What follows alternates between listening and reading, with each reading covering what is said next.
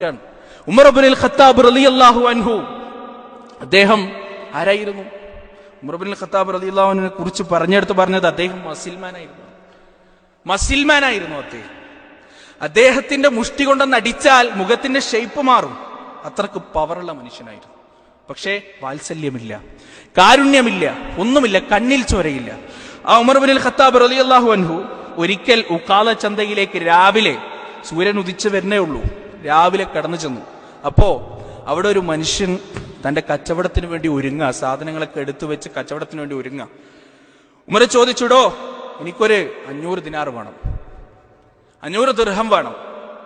ആ മനുഷ്യൻ ഞെട്ടിപ്പോയി. ഉമറെ, ഞാൻ കച്ചവടം തുടങ്ങിയിട്ടില്ല ഉമറെ, കുറച്ച് കഴിഞ്ഞ് വന്നാൽ ഞാൻ തരാം. തരില്ല എന്നല്ല, ഞാൻ തരാം കുറച്ച് കഴിഞ്ഞ് വന്നാൽ. എന്താ ചെയ്യുക? കുറച്ച് മനുഷ്യത്തുള്ള ഒരാൾ എന്താ ചെയ്യുക? പോയിട്ട് കുറച്ച് കഴിഞ്ഞ് വരൂ അല്ലേ? ഉമർ എന്താ ചെയ്താറിയോ? ആ മനുഷ്യനെ കൊന്നുകളഞ്ഞു. ആ മനുഷ്യന്റെ തലയങ്ങ് വെട്ടി, എന്നിട്ട് ആ മനുഷ്യന്റെ ചെറുവിരൽ മുറിച്ചെടുത്തു, എന്നിട്ട് കഴുത്തിൽ മാലയാക്കി തൂക്കി, മുള്ളുകൊണ്ട് കുത്തി കഴുത്തിൽ മാലയാക്കി തൂക്കി. അദ്ദേഹത്തിന്റെ ചെറുവിരലിലൂടെ ഊർന്നിറങ്ങുന്ന രക്തം ഉമർ ഇബ്നുൽ ഖത്താബ് റളിയല്ലാഹു അൻഹുവിന്റെ നെഞ്ചിന്റെ രോമങ്ങളിൽ കൂടി ഊർന്നിറങ്ങി. അടുത്ത കടക്കാരന്റെ അടുത്ത് പോയി, എന്നിട്ട് ചോദിച്ചു, എനിക്ക് പൈസ വേണം. കുടുംബം വിറ്റിട്ടാണെങ്കിലും കൊടുക്കും, കാരണം എന്താ, അടുത്ത് അവിടെ തൂങ്ങേണ്ടത് ഓന്റെ വിരലാണ്. കുടുംബം വിറ്റിട്ടാണെങ്കിലും കൊടുക്കും. അതായിരുന്നു ഉമർ. പക്ഷേ ഉമറിന്റെ ജീവിതത്തിൽ വേറൊരു കാലഘട്ടമുണ്ട്, ഞാനും നിങ്ങളും പഠിച്ചു മനസ്സിലാക്കേണ്ട ഒരു കാലഘട്ടം. എന്താണെന്നറിയോ? ഉമർ ഇബ്നുൽ ഖത്താബ് റളിയല്ലാഹു അൻഹു നിസ്കാരം കഴിഞ്ഞിട്ട് പെട്ടെന്ന് എഴുന്നേറ്റ് പോവാ. എപ്പോഴും ത്വൽഹ റളിയല്ലാഹു അൻഹു ഒരു ഡൗട്ട്, എവിടേക്കാണ് ഉമർ പോകുന്നത്? അമീറുൽ മുഅ്മിനീൻ എവിടേക്കാണ് പോകുന്നത്? അങ്ങനെ ഒരു ദിവസം ത്വൽഹ റളിയല്ലാഹു അൻഹു ഉമർ ഇബ്നുൽ ഖത്താബ് റളിയല്ലാഹു അൻഹുവിനെ അനുഗമിച്ചു. ഒരു വീട്ടിലെത്തി. ഉമർ ആ വീട്ടിൽ ചെന്നു, കയറി. ഒരുപാട് നേരം കഴിഞ്ഞു, പുറത്തേക്ക് വന്നു, പോയി. ഉമർ പോയി കൺവട്ടത്തു നിന്ന് മറിഞ്ഞതിന് ശേഷം ത്വൽഹ റളിയല്ലാഹു അൻഹു ആ വീട്ടിലേക്ക് കയറിയപ്പോൾ അദ്ദേഹത്തിന് കാണാൻ സാധിച്ചത് വൃദ്ധയായ ഒരു സ്ത്രീയാണ്. കയ്യും കാലം നനക്കാൻ വയ്യ, രോഗഗ്രസ്തയായി കിടപ്പിലാണ്, വാദം ബാധിച്ച് കിടപ്പിലാണ്, കയ്യും കാലം നനക്കാൻ വയ്യ, സ്വന്തമായി ഒരു കാര്യം ചെയ്യാൻ വയ്യ. ത്വൽഹ റളിയല്ലാഹു അൻഹു ആ സ്ത്രീയുടെ അടുത്ത് പോയി ചോദിച്ചു, ഉമ്മ, ഇവിടെ ദിവസവും വരുന്ന ആളില്ലേ, അതാരാണ് ഉമ്മ? ആരാണ് ഇവിടെ ദിവസവും വന്ന് നിങ്ങളെ ഇവിടെ വന്ന് പോകുന്നത്? അപ്പോ ആ സ്ത്രീ വിറക്കുന്ന ചുണ്ടുകളായി പറഞ്ഞു, മോനെ, അതാരാണെന്നറിയില്ല. കുറെ നാളെ അവൻ വരാൻ തുടങ്ങിയിട്ട്, എന്റെ കണ്ണുനീര് തുടക്കാൻ, ഞാൻ വിസർജിച്ചതും ഞാൻ മൂത്രിച്ചതും എന്റെ വായിലെ കഫവും തുടച്ച് വൃത്തിയാക്കാനാണ് അവൻ ദിവസവും ഇങ്ങോട്ട് കടന്നു വരുന്നത്. വിഷമം കൊണ്ട് ഞാൻ കരയുന്ന സമയത്ത് എന്റെ കണ്ണുനീര് തുടച്ചു തരാൻ, സ്വന്തമായി കൈകൾ പൊങ്ങാത്ത എന്റെ വായിലേക്ക് ഭക്ഷണത്തിന്റെ ഉരുളകൾ വെച്ചു തരാൻ.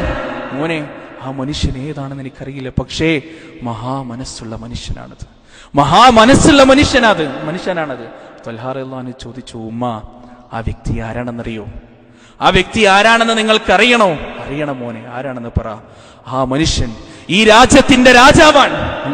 റോമാ സാമ്രാജ്യത്തിന്റെ, പേർഷ്യ സാമ്രാജ്യത്തിന്റെ അധികാരത്തിന്റെ സിംഹാസനങ്ങളും ചെങ്കോലുകളും ഏതൊരു ഉമറിന്റെ മുന്നിലാണോ പത്തി മടക്കി കീഴടങ്ങിയത്, ആ ഉമർ ഈ രാജ്യത്തെ നിയന്ത്രിക്കുന്ന അമീറുൽ മുഅ്മിനീൻ, ഖലീഫ, ഡിക്റ്റേറ്റർ, ആ ഉമറാണുമ്മ ദിവസവും നിങ്ങളുടെ വീട്ടിലേക്ക് കടന്നു വന്നുകൊണ്ട് നിങ്ങളുടെ പാദസേവ ചെയ്യുന്നത്.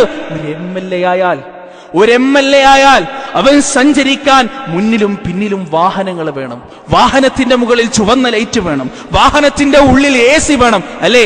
അവനെ പരിചരിക്കാൻ സർക്കാർ വക ആളുകൾ വേണം. പക്ഷേ ഒരു രാജ്യത്തിന്റെ ഡിക്റ്റേറ്റർ ആയിട്ടും ഇല്ല, ഒരു വാക്കിനും മറുവാക്കില്ലാത്ത തരത്തിലുള്ള സ്വേച്ഛാധിപത്യത്തിന്റെ ചെങ്കോല് കയ്യിൽ കിട്ടിയിട്ടും താൻ ഇതുവരെ അറിയുകയും മനസ്സിലാക്കുകയും പരിചയം പോലുമില്ലാത്ത ഒരു സ്ത്രീയുടെ വീട്ടിലേക്ക് കടന്നു ചെന്നുകൊണ്ട് ആരോരും കാണാതെ, ആരോരും അറിയാതെ ആ സ്ത്രീയുടെ വിസർജ്യം വാരി ആ സ്ത്രീയുടെ വായിലേക്ക് ഭക്ഷണത്തിന്റെ ഉരുളകൾ വെച്ചുകൊടുത്ത 1400 വർഷങ്ങൾക്ക് മുമ്പ് സോഫ്രിൻ, സോഷ്യലിസ്റ്റ്, സെക്യുലർ, ഡെമോക്രാറ്റിക് റിപ്പബ്ലിക് എന്ന ഇന്ത്യൻ കോൺസ്റ്റിറ്റ്യൂഷൻ പറയുന്ന ഉന്നതമായ സംഹിത അറേബ്യയുടെ മരുഭൂമിയിൽ സ്ഥാപിച്ച ഉമർ ഇബ്നുൽ ഖത്താബ് റളിയല്ലാഹു അൻഹുവിന്റെ ജീവിതത്തിലെ 2 വശങ്ങൾ സഹോദരങ്ങളെ. അതിന്റെ ഇടയിൽ ഉമർ ഇബ്നുൽ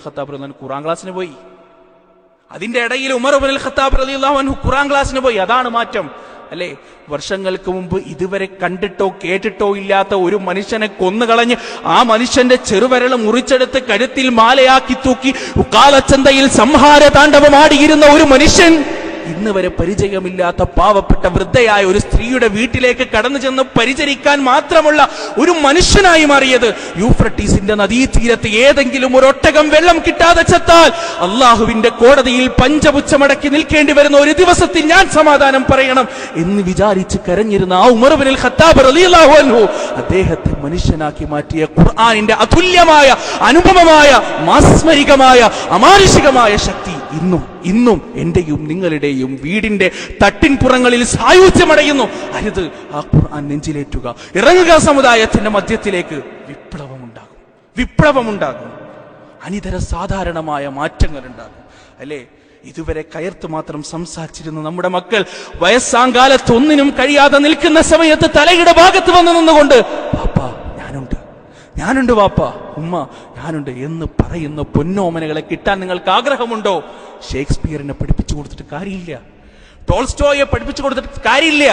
ട്രോട്സ്കിയെ പഠിപ്പിച്ചു കൊടുത്തിട്ട് കാര്യമില്ല. വെച്ചു കൊടുക്കുക കൈവെള്ളയിലേക്ക്. ഖുർആൻ മാറും ഏത് മനുഷ്യനും. അല്ലാഹു സുബ്ഹാനഹു വ തആല ആ ഖുർആനിലൂടെ സ്വഭാവത്തെ സംസ്കരിച്ചുകൊണ്ട്, സ്വഭാവത്തെ വിമലീകരിച്ചുകൊണ്ട് ഈ ലോകത്തിന്റെ മുന്നിൽ മാതൃകാ പുരുഷന്മാരായി ജീവിക്കുവാനുള്ള ഒരു ഭാഗ്യം എനിക്കും നിങ്ങൾക്കും നൽകുമാറാകട്ടെ. അല്ലാഹുവേ, നിന്റെ ഖുർആൻ സ്വീകരിച്ചുകൊണ്ട്, നിന്റെ പ്രവാചകന്റെ ചര്യ സ്വീകരിച്ചുകൊണ്ട് ഈ ലോകത്ത് നിന്ന് ലാ ഇലാഹ